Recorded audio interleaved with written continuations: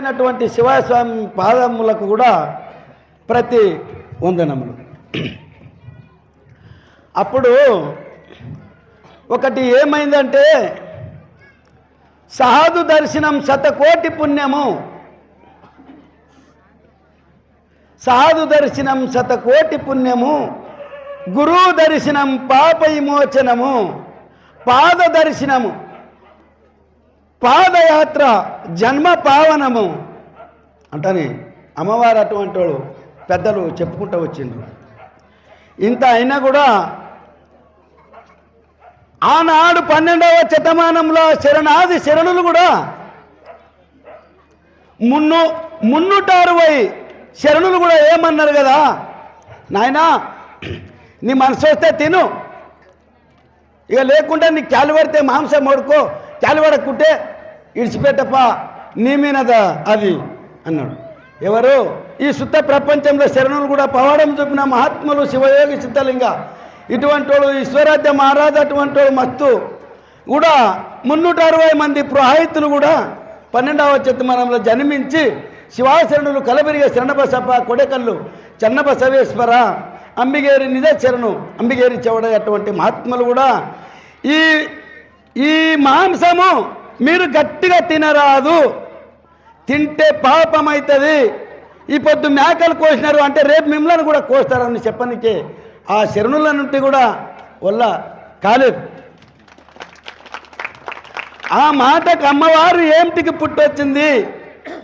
ఒక జగన్మాత మానవ జన్మం లోపల పుట్టే ఈ శరణులంతా 360 మంది శరణులే కానీ ప్రపంచంలో సాధారణ సత్పురుషులు కూడా ఊక భూమిలోకి వెళ్ళి పుట్టి ఎవరు రాలేదు. తల్లిదండ్రి గర్భంలో పుట్టి ఆ మహాత్ములు కూడా పరమాత్ముడు కూడా రేపు తల్లిదండ్రి గర్భంలో పుట్టి ఈ ప్రపంచంకంతా ఒక మంచిది సెటప్ చూపి లాస్ట్లో ఒక భక్తి చూపినప్పుడే ఎంటబడ్డప్పుడే వాళ్ళు ఐక్యమైపోయినారు. అట్లా అమ్మవారు కూడా నరమనిషి కాదు, గీనే ఉండే మాణిక్యమమ్మ గానే ఉండే మాణిక్యమమ్మ చెట్టు మీద ఉండే నేను చూస్తే నీవు చూస్తే అంటాను కూడా ముసలోళ్ళు అంటుండ్రు, మా అప్పుడు మా తాతలు కూడా అంటుండ్రి. అట్లా కాదు, అమ్మ పుట్టచ్చుకము పరమోధర్మ అహింస పరమోధర్మ కొరకే భూలోకములకు అమ్మ జన్మించొచ్చింది, దాని కొరకే. ఈ ప్రపంచము ఏమి చెప్పినా వినలేదు అని అమ్మవారు కూడా చెప్పుకుంటా పోయినందున ఒక చారణ భాగము పద్ధతుల భాగము ఈ భక్తులు కూడా అయినారు. ఆమెనా ఒకసారి కూడా నాయనగారి శుద్ధి కూడా అన్నది. నాయనగారు ఎట్లా శివస్వామి అంటే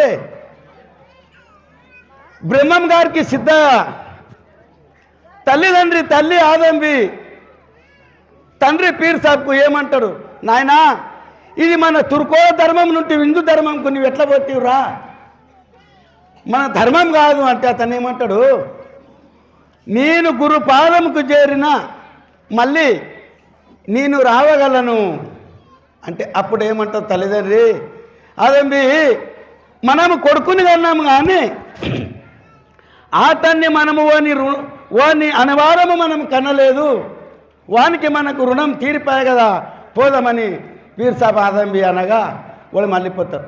నాయనగారు కూడా ఎటువంటి మహాత్ముడు అంటే ఆ భార్య పిల్లల నిడిచి నౌకురిడిచి సంసారం నిడిచి అన్న తమ్ముల నిడిచి వచ్చి గురు పాదంకి పడ్డాడు అంటే మళ్ళీ తిరిగి ఎంత గుణంగా బిడాన్న కూడా మళ్ళీ ఊరికి పోవలేదు.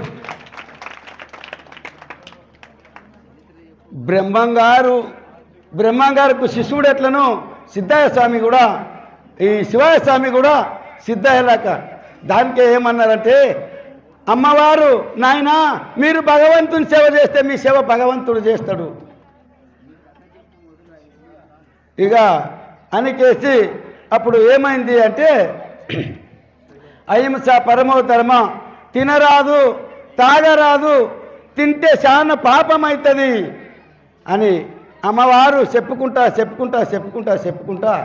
ఇంతవరకు ఈడికి వచ్చింది. ఇంకా ముంగర ఏమి జరుగుతుందో ఇందము అమ్మవారు చెప్పిన విధంగా అయితే చాలా సంతోషంగా అమ్మని నమ్ముకున్నట్ల ఇంత మహాది మేము అందరు భక్తులంతా చాలా సుఖంతోనే ఉన్నాం. శ్రీ వీరధర్మజ మహతాకి జై.